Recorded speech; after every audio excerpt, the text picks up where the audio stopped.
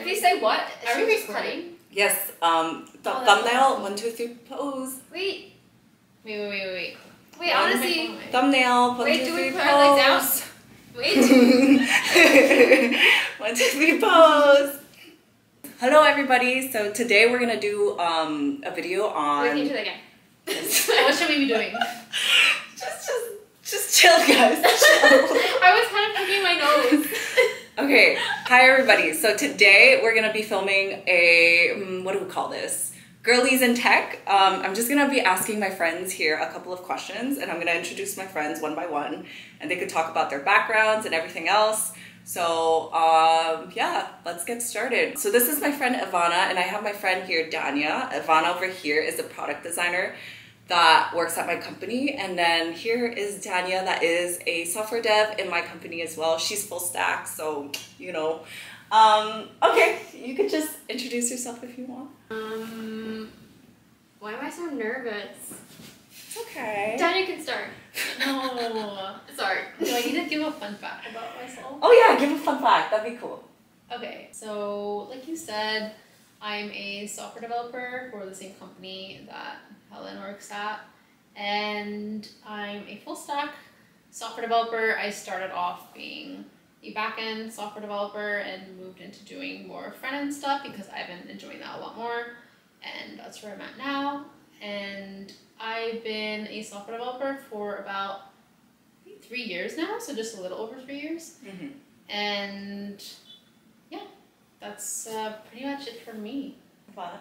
I've been a product designer for about 4 years now.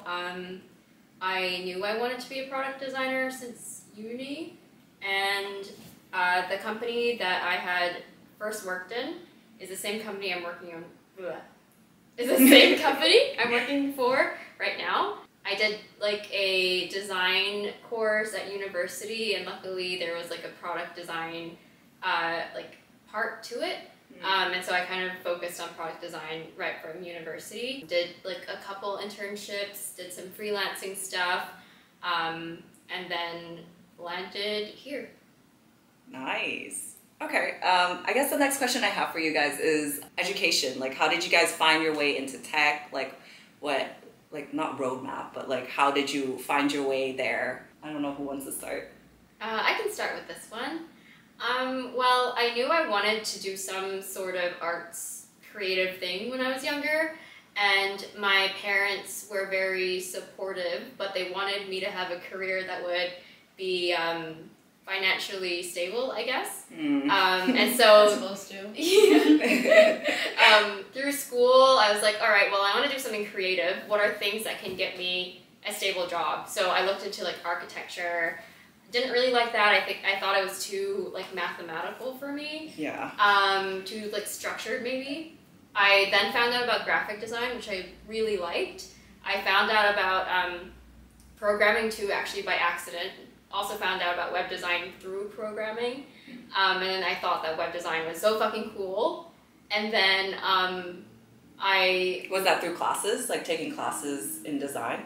No, it was like in high school. We were doing programming classes, and then there was a section. You guys had programming classes in high school? We had a lot of speakers that would come, or there was this one lady that would come in, and she was like a tech girly, like, yeah, late 2010s, like super inspirational. And I was like, wow, I want to be a programmer because I wanted to do web design. And I was very bad at programming, but I loved designing. Same. And then I realized that there is a thing you could do that was just designing but without the coding, and I really wanted to do that. And I think for university I had applied to do design courses, and I also applied to do programming courses.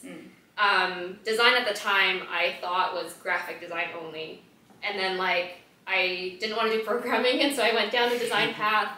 Luckily, again, my uni had like the UX UI course in it, so I was like, oh my gosh, like super lucky. Did like a study abroad thing, learned even more about UX UI, and I think like kind of stumbled my way. And then after university, I didn't get a job straight away because I was like not looking for jobs, and that was my fault completely. But I think I was lucky because the job that hired me took a chance on me and yeah, it's the job that I have right now, so I'm very lucky. Dania, do you want to go? On your journey? Yeah, I think I was just like super lucky. That was just like, I think a a lot of times when I hear people's path to where they come, Yeah. sometimes there's always a small, like, either an opportunity you're given or something happened where you just have this sense of, oh, I was lucky. And I think luck plays Same a part with me. sometimes a lot in like the kind of job that you get and the company that you end up at. I think that's what I felt, because like if I look back, I was in university, so I did software engineering at university, and prior to that in college I had taken programming classes, and that's what made me want to continue into engineering. But I didn't get the job like right after graduating, because I was working at this company while still in university, but I was working in a completely different department just as a part-time job.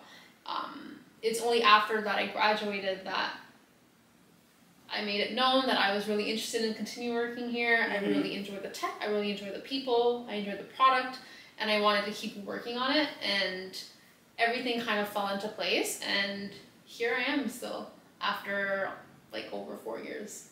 Yeah. So. I think what you say though about the luck thing is interesting, because I know both of you. You both work really Yeah. hard, and I think like luck is such a big part of it. But I think like one thing I think that helped me get the job at the time, like the company that hired me, I think was my lecturer at uni had like put in a really good word, and I was like such a teacher's pet. Like he liked me, but that's because I did my work and I was very like good at university, I guess. And so I think because of that, he liked me, was able to put a good word for me, and so I think they gave me a chance. And I think if I wasn't so like good at university and I didn't work too hard, maybe I wouldn't have gotten that. But I don't know, it's kind of hard. It's just like I think a lot of people work hard, and some people get really lucky and some don't. Yeah. I definitely do think luck does play a role in it. I have shared my journey on my YouTube channel where I basically was in graphic design, didn't really like enjoy the industry, and then I moved forward with, when I finished graphic design, I was like, I kind of don't want to do this. I remember enjoying doing coding, did coding, and I was still super lost at the end of my boot camp of coding. And when I decided to start applying for UX and UIs, because I always had an interest for it, the only company that actually contacted me was the company that I'm at right now. And I do think I'm fairly lucky because I had no experience and they took a chance on me. So I think luck definitely plays a big part of my journey. So yeah, and speaking about education, so I wanted to talk to you guys about Springboard. A lot of you guys have been leaving comments and messages saying that you guys want to change career path into UX and UI, or either just expanding your knowledge in UX and UI because you already have a design background. So Springboard offers different courses, the first one being UX Bootcamp, the second one is UX and UI Bootcamp, and then the last one that they offer is Intro to Design.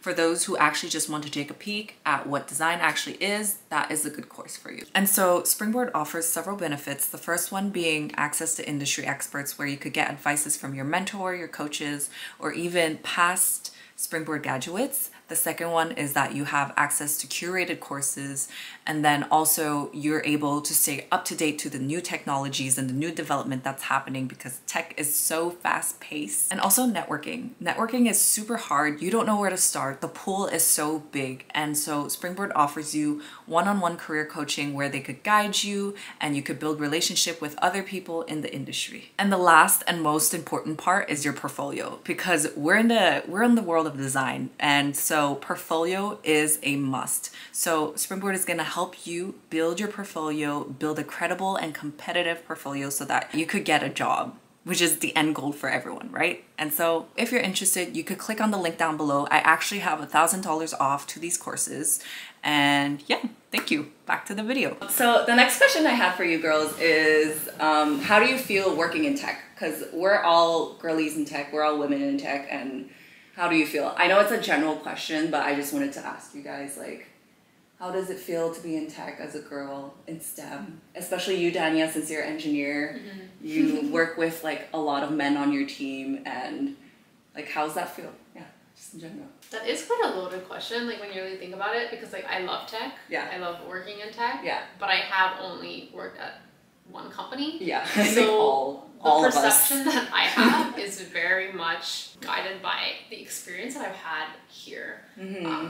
So I've been, again, not to say lucky, but lucky to work in open and welcoming teams. So I haven't maybe had the experience that other people have. Yeah. But at the same time, I think it's a great time to be working in tech now. I see more and more women Yes. working as I love that engineers. for us. And also just like in general in tech, but again, like you mentioned, you're product designers. From what I've seen and in general, there tends to be more women than, let's say, in engineering. There's like less women in engineering.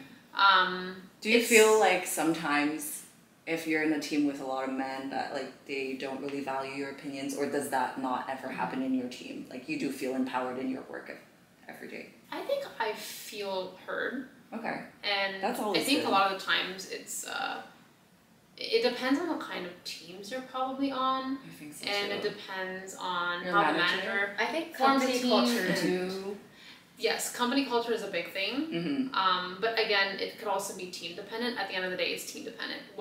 How one team is might be completely different on another team. So it's a little difficult to say. In my experience, I've always felt my opinions are heard, and I don't know what's empowered. Yeah. I think that's like a very strong word, and maybe I would feel that way if I had like a higher title or maybe further along in my career.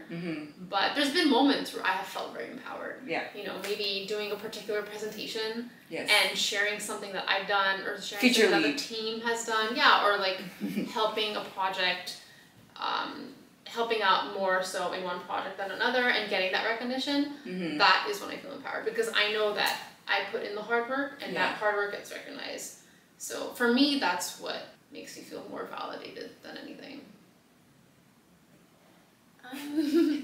Yeah, this is like, I worked a little bit in like other industries, right? But this is the first time I've worked for a long time, like full time. I guess part of one of the things I really like about working where we work is I get to feel like I can bring my whole self to work, and so I can be myself quite unapologetically, and I feel like people are there to support me, who I am, and listen to me, especially within the design team. I find I think we have formed really great relationships with each other. The team thing, I agree. I think it like really depends on who is on your team. The personality is also there, I guess, but yeah, I don't know. I guess because most of my career is like working in tech, it feels just like work. I do know though, the company culture thing, like I think our company is great in that like they recognize that there are diverse voices that should be heard, and that you know, like work life versus personal life it's not that easy to like separate.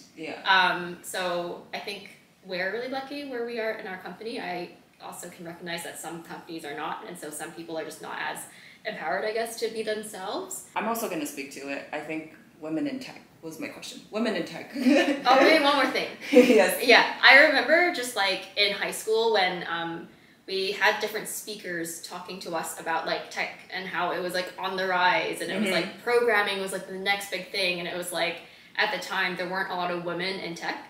And so it was just like, if you're a girl and you're wanting to go in tech, you're definitely going to get a job. And like for me, I was like, oh my god, I want a job that pays really well, so I guess I'll go down that route. But I think it was like seeing these women come to school talking about their passions and like being successful. That's really awesome to see, and I think I still kind of see that in the women in our company that are quite high up in their positions, that like you just see them and you're like, oh my god, like that's so cool. I mean, to be fair, in our company a lot of people in power are like white men, you know, just I guess like the majority right now, and it's just great to see diverse voices at that level. I still get like really excited, and it just makes me excited for the future.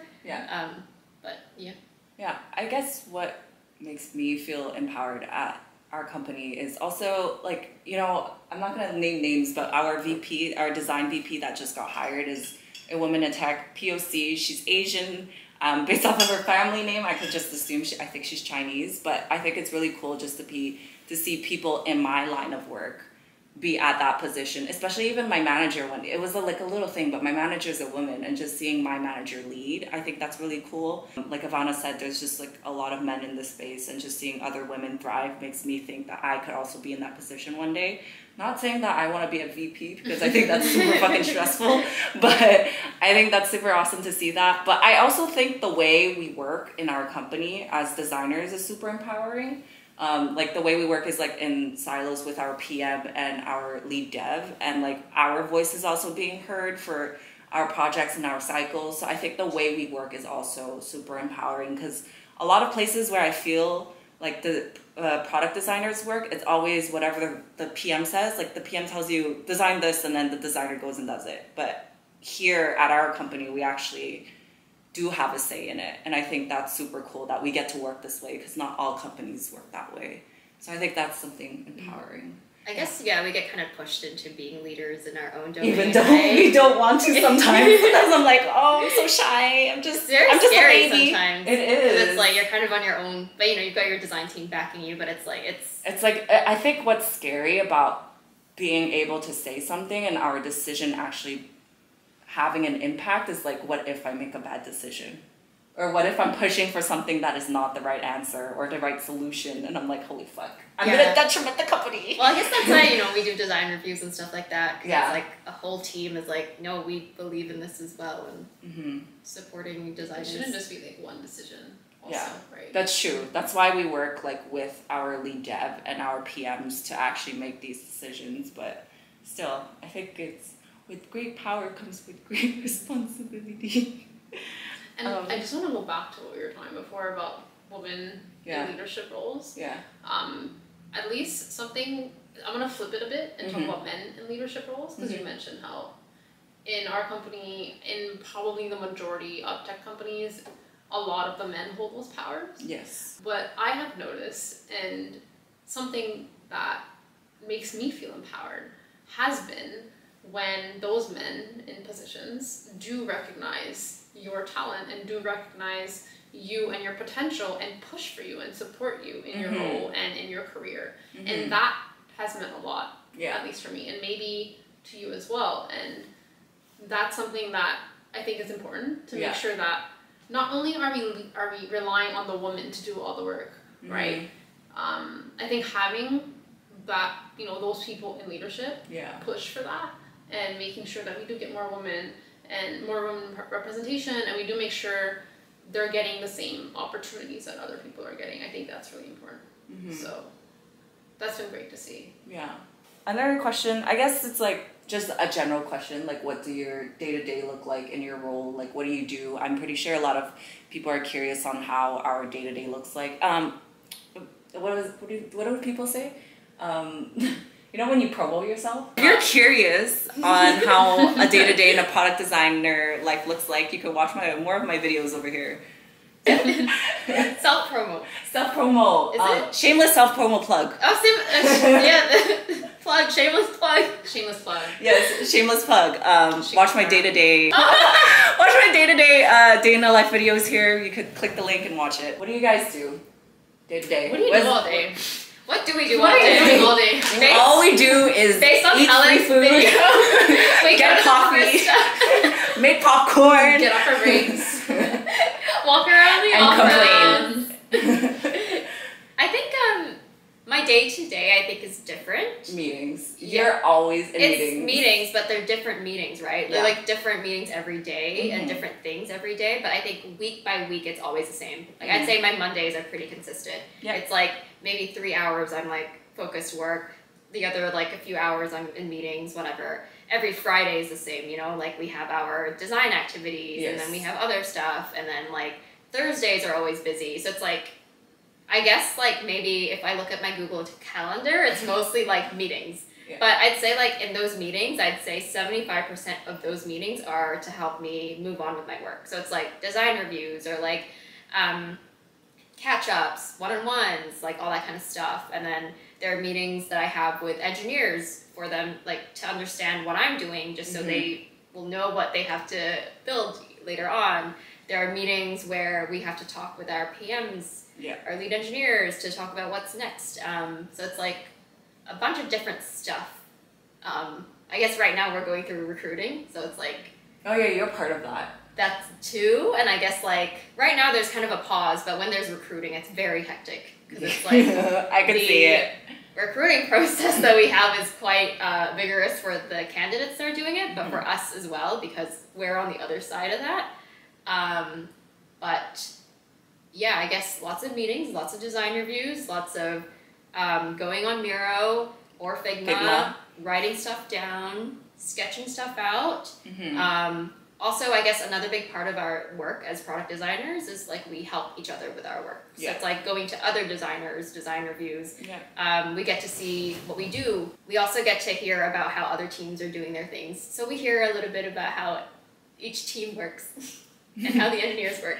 Dania, your day-to-day. My day-to-day, it's probably different. It is different than yours because you're part of that cluster of dev manager and product manager, and you work closely with all of them.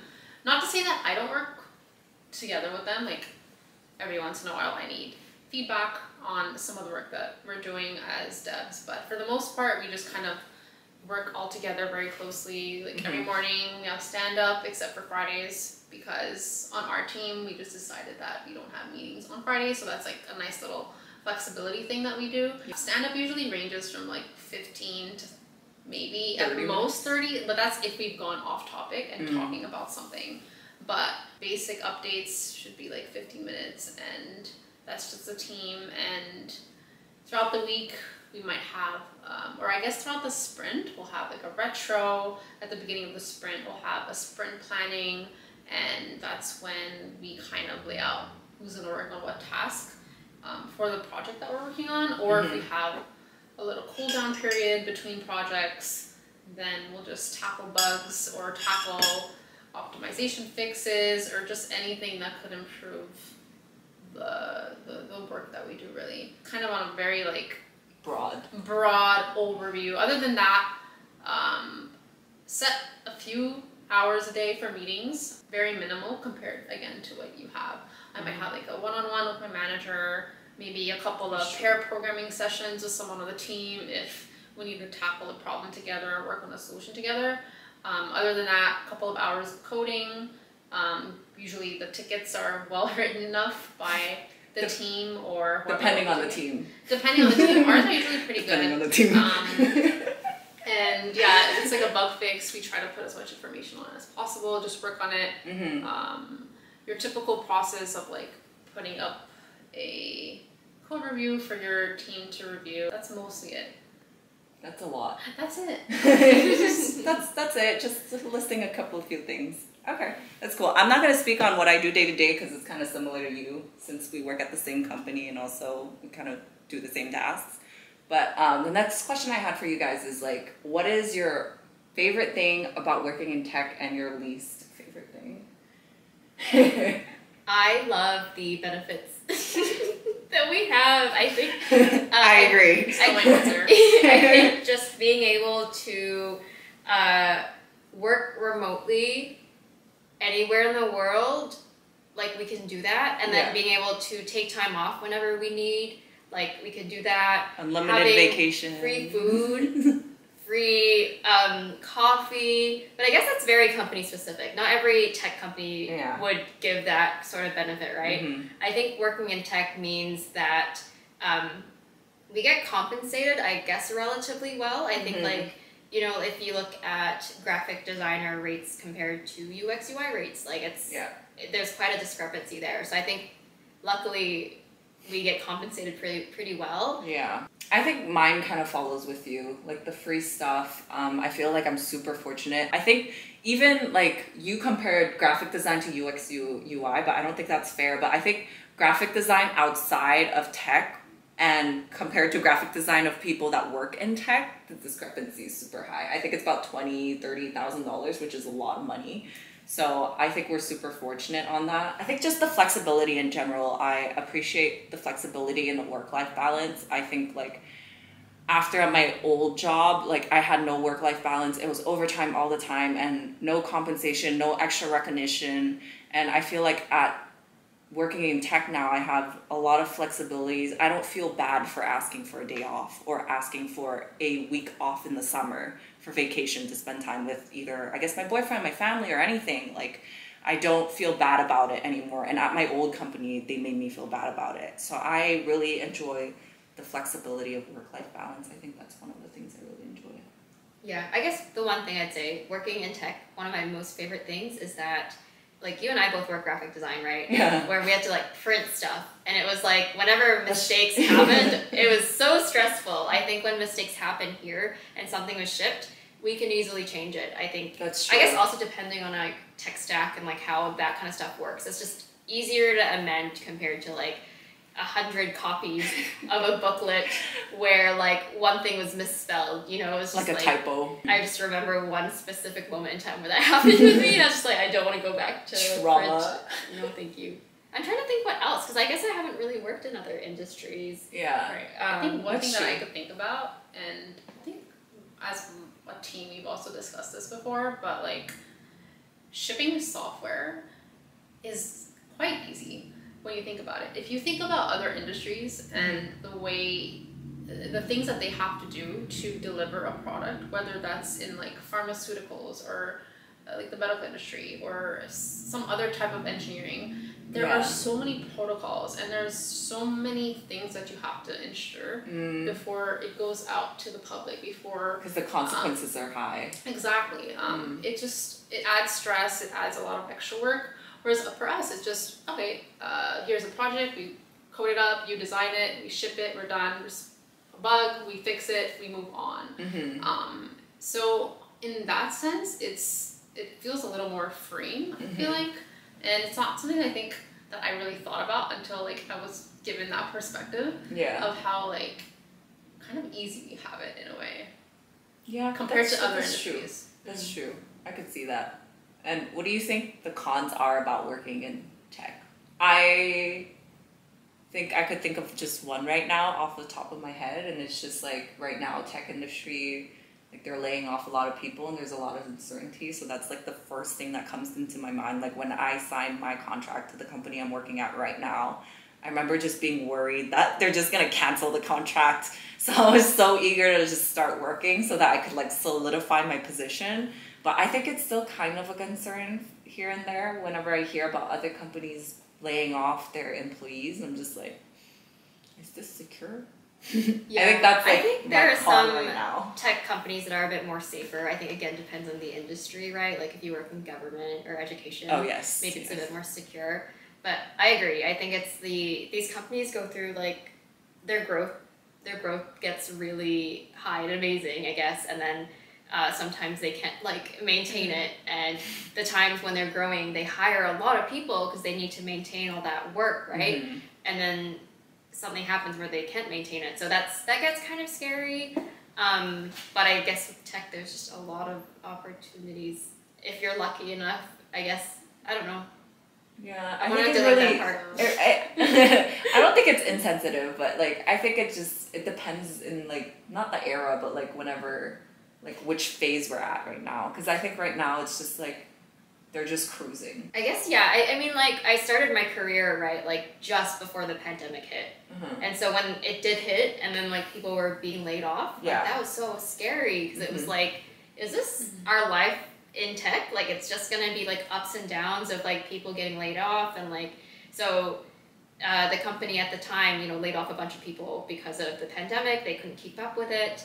And then, you know, earlier this year as well, a bunch of tech companies laid off a bunch of employees. And so it's just like this wave feels, based on like just the past couple of years, you know, it feels like a thing that's going to happen again and again. And that's scary. And I don't really know, right? Because I've only just kind of started my career. So that's pretty scary. Yeah, it's hard to tell if like this is just, I suppose, like a thing because of the circumstances, like economic circumstances, or if it's just the industry itself. we haven't been in the industry long enough to. No, I think we're just babies.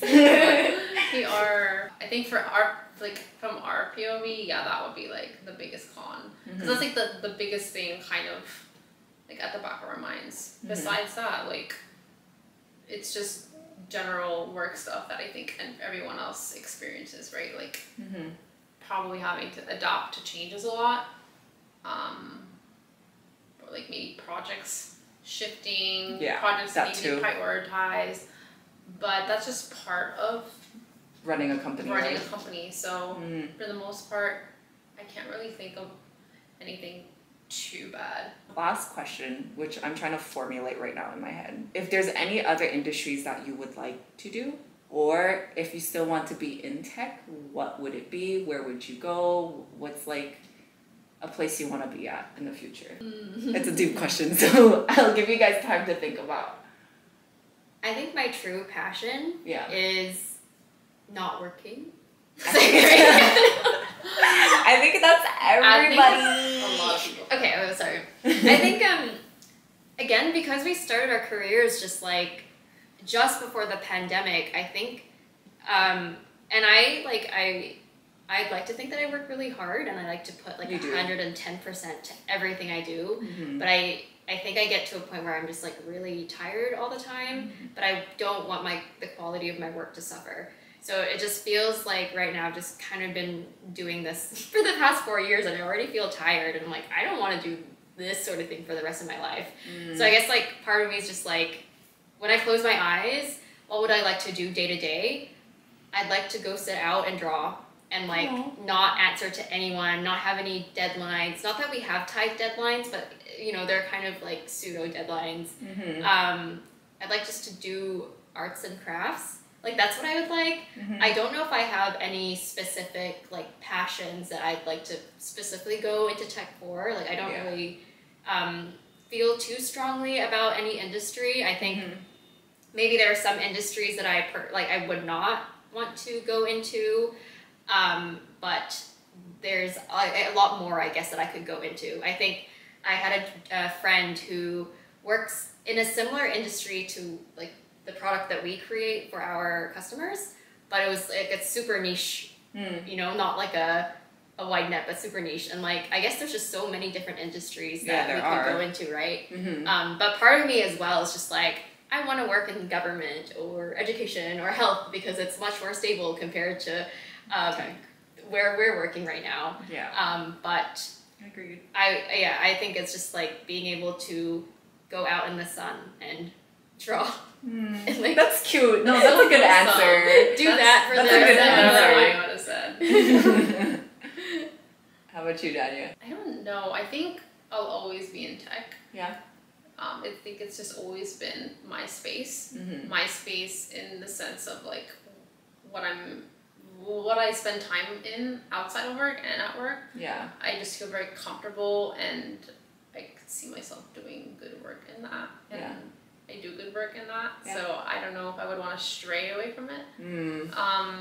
Do you think it's the unknown that scares you, or you're just like, this is comfortable, this is what I see myself doing, and I'm set, I'm happy with this? I don't know about the unknown because, again, you could change up what kind of work that you do in the tech space, right? Yeah, tech that's very true. Broad. It's very broad. So I think I would still stay within it. Yeah. But maybe pivot the type of work that you're doing, or maybe move down more a leadership role, because that's a whole other thing in and itself. Yes. And so yeah, probably at least career-wise. Yeah.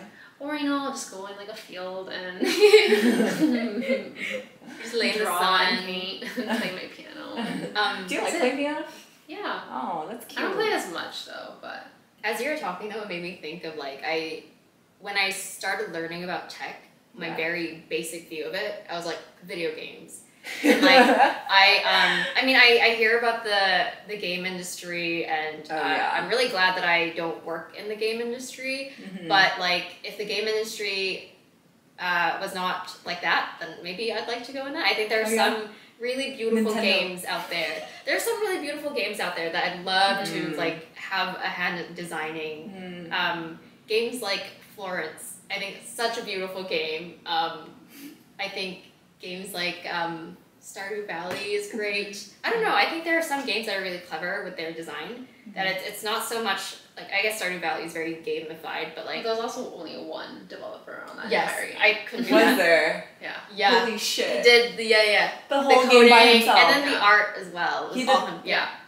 And he sold it. He must have made a lot of money. Yeah. Just one person Yeah, but now running he's the making a whole new game. Yeah. Oh shit. But yeah, I think there are some games out there that really use like UX UI as its main thing. Uh-huh. And I really like that idea. Oh, But, I never thought about UX UI in like a game.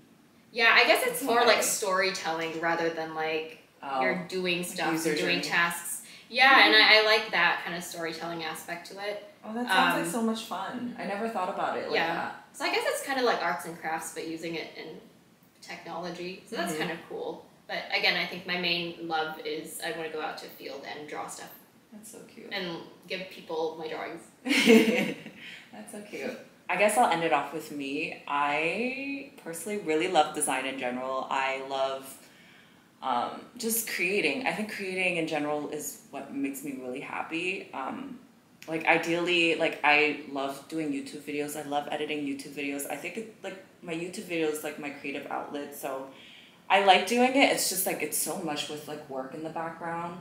And ideally, I wish, like, I wouldn't say I would love to do YouTube as a full-time thing, only because it's like, it's so unstable. Like, it's like, if I start making an income from it, it's like, what is my monthly salary looking like, you know?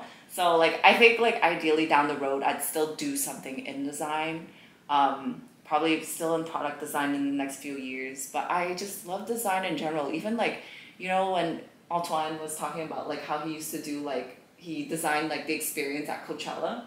I was like, that's so cool, and that's something I would love to do one day. Hold on, it's not Coachella. Was it Coachella? Oh no, sorry, Oshiaga.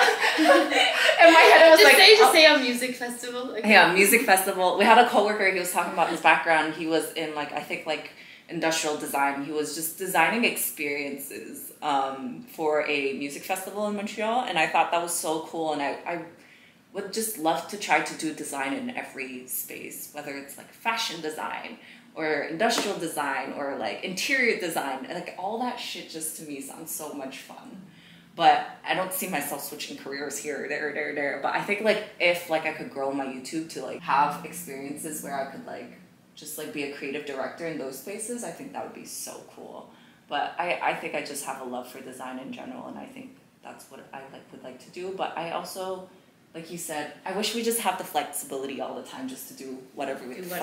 I mean, the thing is, it's just like whatever the fuck we want. Like, we're lucky, we're fortunate to take that. You know, we're joking about it, but you can take, you know, the time off if you wanted to do that. Yeah. That other people in other industries don't have the luxury to do. Yeah. So, sometimes I'm like, oh, should I just take like a week off just to make like a bunch of YouTube videos? Sometimes I think about that and I'm like, I potentially can if I wanted to, you know? Dania said something that was interesting. When I was answering your question, I was like, I don't want to work in tech anymore. Uh-huh. But I think if I like looked, I think there are different paths I could take in my life, right? And I think if I went down the tech industry, I'd love to be a leader of some sort. I don't think I'd want to be super high up, but I think I'd want to be a leader where I'm like inspiring other people and helping them kind of figure out what their passions are. I think like there are a few very important people in my life that did that for me, and like I would love to do that for other people. Like I am also super passionate about design. That's why I'm in this industry, and like I'd love for other people to like to help them. I love helping designers right now. I'm super passionate about it, so I'm just like I want to do that. If I go down the tech route, I think it'd be like management role or scary though. I think having to manage people in their careers. That to me is scary. Because it's like these are people's careers and lives. It's their and lives. There are a lot of things I think that kind of go into what being a great manager is like. But I think there are other ways to influence people. Influencer. No, not like that. Influence people in the company. But I think I'd love to be like some leader of some sort. Oh, that's cool. I could see you doing that really well because you really enjoy helping people. You always extend your help. Like you don't wait until people come and ask you for help. You're always like, hey, do you need help with this? And it's just like, oh, I didn't expect you to like ask me. I think again, it's like I've seen it for people that did that to me, and it was just like such a huge help, you know. So it's just like I've learned from that and how I feel from that. So I'm just like I want other people to not feel so alone and stuck, and it's like that, you know. I want other people to be inspired. And I think what's cool is that you're not scared to ask for help. Because I remember when I joined the company, I didn't like asking people for help. I just felt like a burden. But to you, you're just like, oh. Like, it's hard. Really? It's hard, but I sometimes... see you do it all the time, so I'm just like, honestly, okay. it's just like, I need this thing to move along. And I'm stuck. Like, I just need to ask someone. And I think, again, like, with our design culture, I think that we're all close enough that we can just be like, oh, Helen, come look at my thing. Even though we don't work in the same product, you know, we're able to just, like, bounce ideas off of each other. So I like that. So I guess it's a culture thing. Anything else you guys want to add? I don't know if I want to say something like, there are people out there that will help you not get a job, but they will help you, like, figure out things. But I don't know if I want to say that.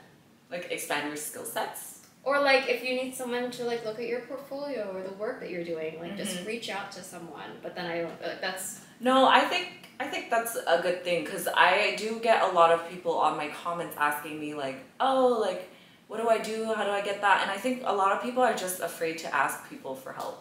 And I think it kind of goes back to what you said earlier. Like, it's just like, it's okay to even just reach out to people on LinkedIn if you want someone to, like, not fact check, but, like, just get a sense check of your portfolio, or just, like, get a second opinion. Or if you see someone in the industry that you, or a company that you want to join, like, don't be afraid to reach out to them on LinkedIn, maybe ask about a position if any positions are opened, or ask help for, like, just to, like, check your CV or anything like that. I think like people are so scared to hear no, but a lot of people are willing to help. So I think don't be afraid to just, like, reach out to people if you need help on anything. So I think the other thing as well, though, is, like, trying to figure out what company you would want to work for, I think also extends to, like, how does that company work? What is their culture like? How do they, what do you call the thing when they do the thing?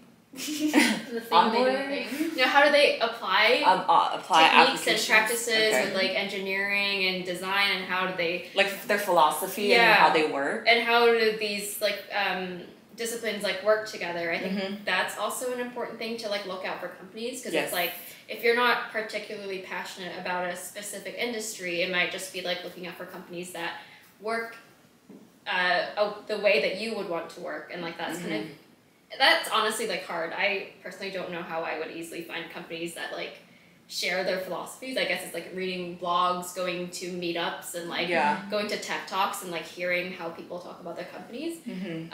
Maybe that's the way to do it. But I think if you spot people in these talks, and, like, that's how you can kind of reach out to certain people if you're super interested in. Like, maybe, like, like-minded post. If you see people, like, on LinkedIn posting about something, and you see a company that they work on, like, reach out and ask them about it also.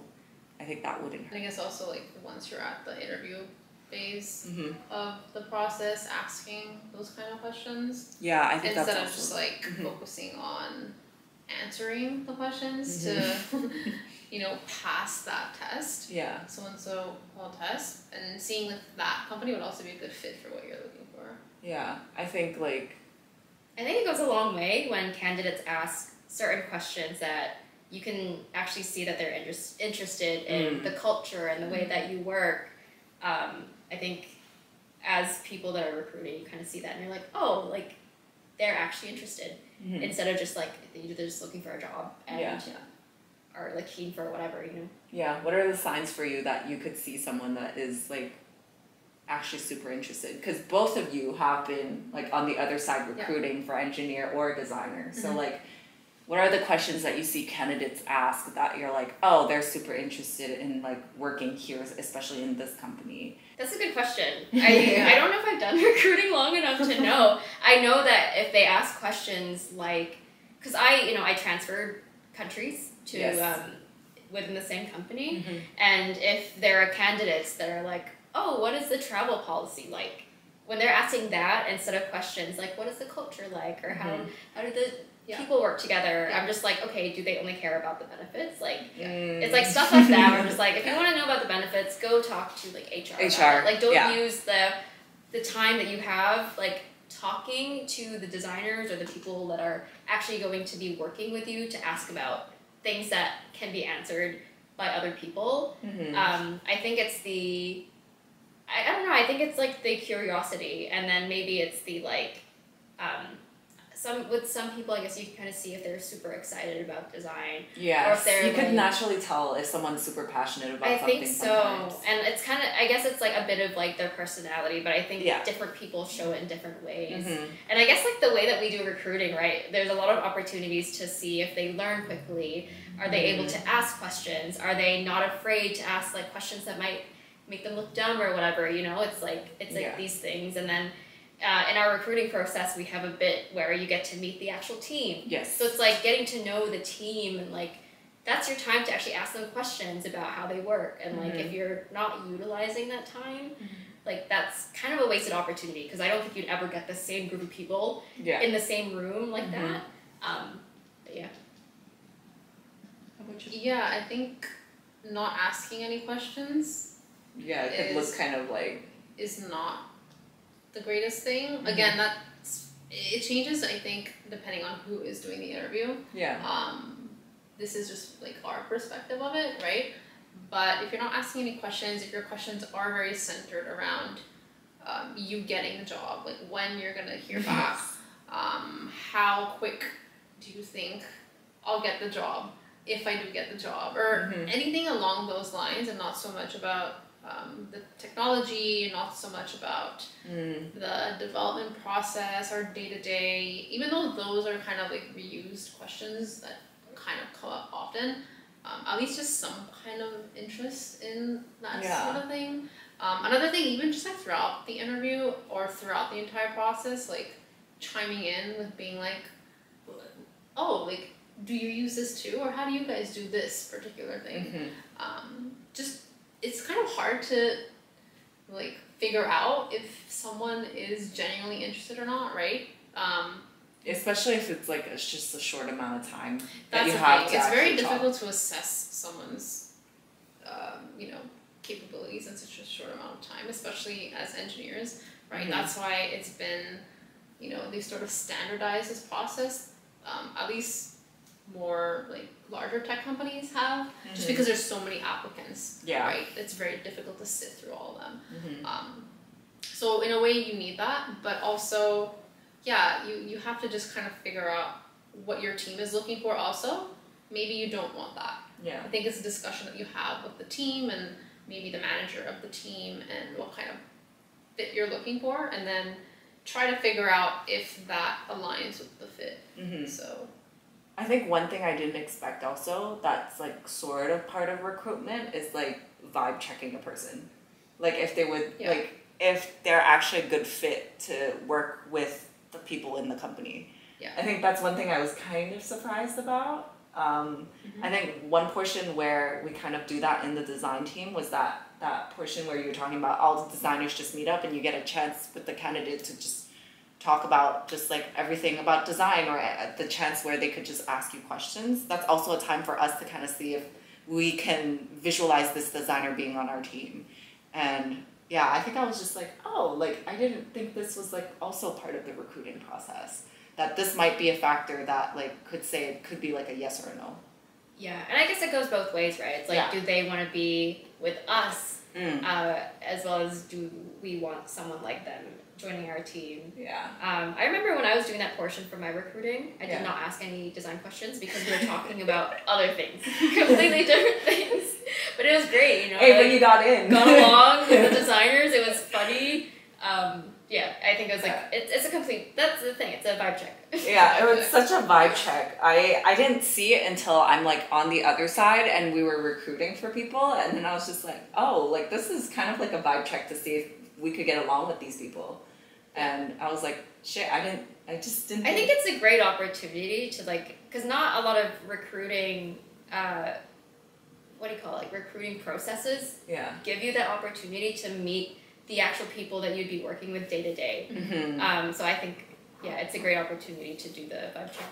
Yeah. I think that's a really good idea, especially because if you think about a vibe check, I think, I don't know if it is the best decision to have like a small amount of people making that decision, because if you don't have like a diverse group of people involved in that process, you might create a bias on what's on that vibe check, right? If you have like a certain type of person that is deciding, oh, this person will be a good fit because they're vibing with that person, or like they're, you know, to them they seem like someone that would fit on the team, but then if you don't have maybe the whole team meet with that person, that would maybe have a different like perception on it.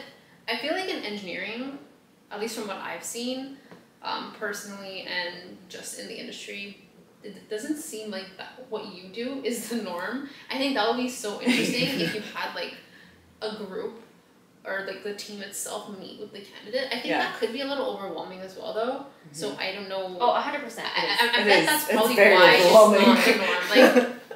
Like that would make sense. Like it would be very overwhelming. But I think in that scenario you would get probably like the best answer, right? Yeah, that's true. Or more like productive discussions on whether this person. I guess it depends on how, like, if there's a portion in your recruiting process that's like the vibe check, like how is it done? Is it one person doing the vibe check? Is that person like super high up and they're not going to be in the team? Like maybe that's not a great way to do it. I don't know, but yeah. I think just involving at least few like leadership and then involving a few people on the team. That is, I think, the best way to do it because it seems to work out. Yeah, I mean, I guess it's kind of hard because I know that in sometimes when we hire for engineers, we're not 100% sure which team they will fall into, right? So it's like, you know, who do you invite?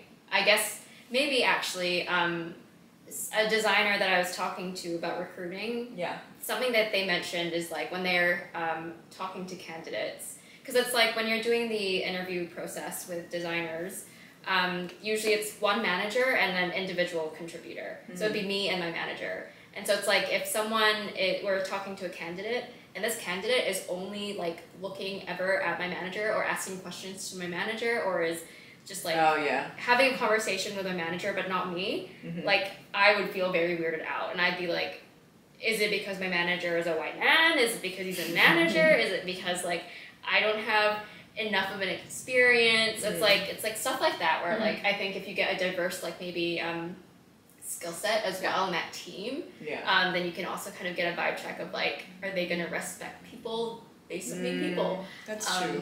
So I think that's also like maybe another way to do it.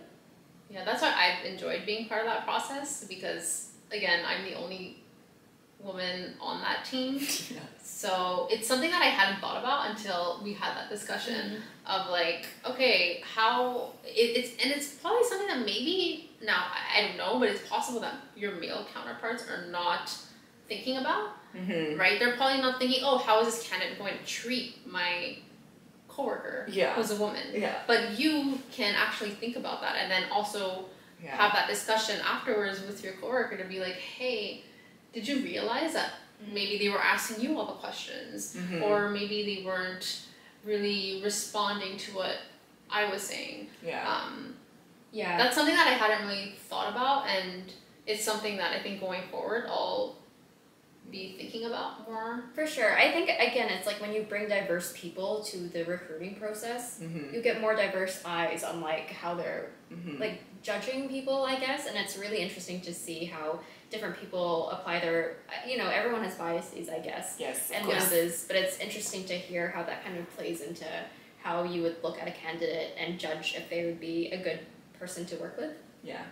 That's why I find it so interesting. Every time you guys are recruiting people, I'm like, what's going on? Tell me everything. How do you judge this? How do you guys sift through portfolios? Even things like that. I was just like, I was shocked to hear that you guys only take like just a couple of seconds, scroll, check, vibe check. Okay, maybe we'll talk to this person. I'm like, what? Well, I don't do that.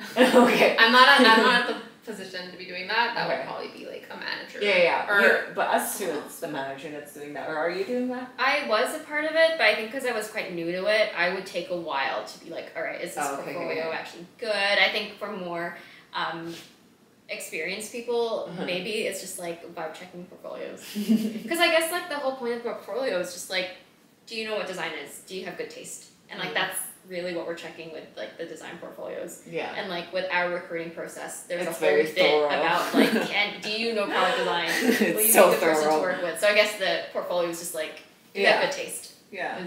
And it might not be like that for every company because our recruiting process is so thorough that we kind of like go through everything with the candidate to know, and not just at the surface level. I think that's it. I thank you guys for joining my little podcast of women in tech. Maybe this will be something we'll continue, maybe not. I don't know how this videos is gonna go. Yeah, let us know if you guys enjoy it. If you didn't, please don't leave any hate comments. Maybe just to me, but